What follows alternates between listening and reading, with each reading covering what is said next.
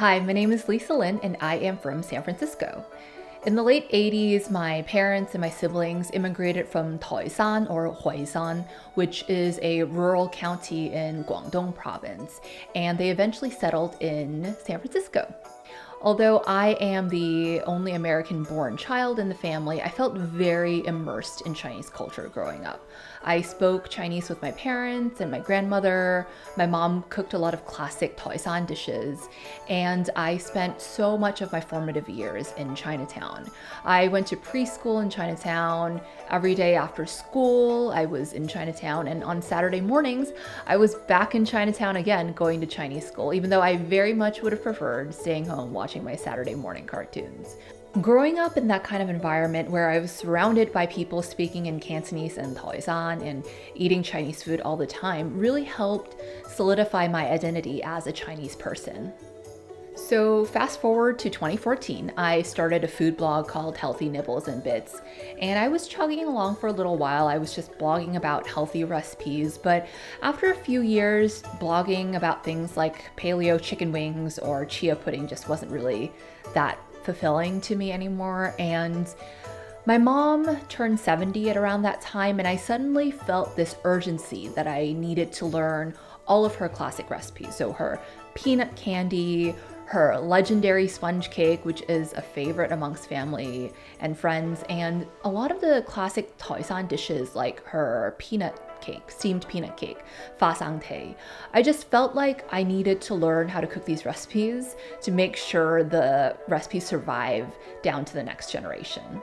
So I stuck a phone in front of my mom's face, recording her making peanut candy, and I shared it on Instagram. And I wasn't really expecting much at the beginning.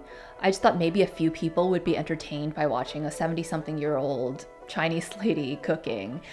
And I wasn't expecting the amount of response that my mom's cooking videos would get. I think people enjoy watching my mom's videos because they see my mom reflecting their own mothers, their parents, their grandparents, their relatives.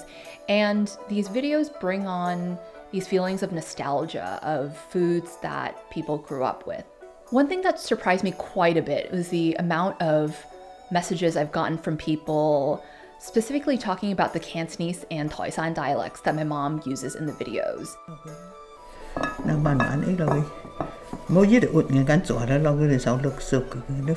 So my mom speaks to me in Toisan all the time, and I don't think much of it because that's how she's communicated with me since I was a child.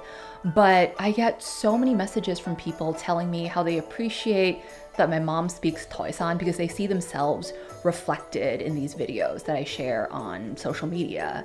And it's very heartwarming and very fulfilling to me. And in typical Chinese mother fashion, my mom still worries about how I'm feeding myself, even though I am 30-something years old and I cook for a living and she sees what I cook on social media. She's still worried. So every single time I visit San Francisco, she'll ask me what I want from Chinatown. She still buys dried shrimp, dried scallops, and preserved vegetables, hai toi, for me, just to make sure that I can feed myself. I mean, where would we be without our parents and elders, right?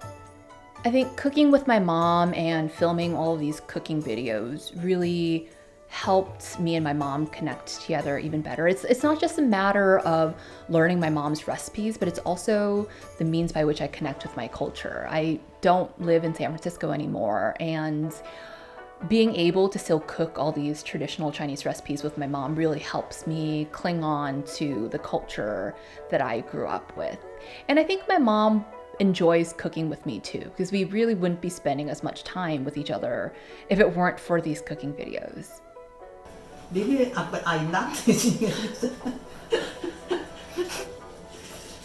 She's saying mine are too big. Thank you. Bye bye. Thanks for watching!